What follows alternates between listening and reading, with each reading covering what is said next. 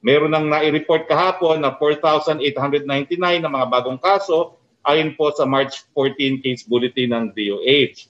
At bukas po, yung magiging case bulletin ng DOH, kasama na rin po ang inyong abang lingkod because as of 11:29 this morning, nakuha ko po ang resulta na positibo po ako para sa COVID.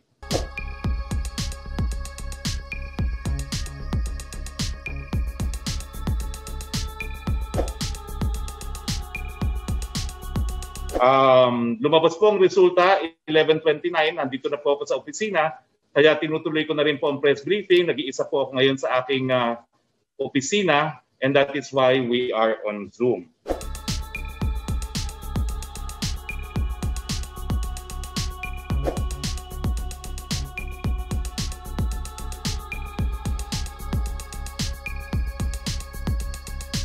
Nagsisisi nga ako na hindi ako nagpabakuna noong panahon na yun sa PGH, no?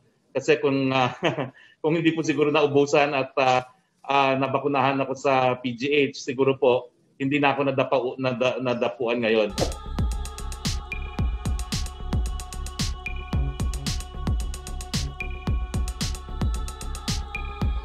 So it was really, I think, sad na hindi ako nakapagbakuna, but we also have to follow protocols na unahin muna natin ang mga medical frontliners.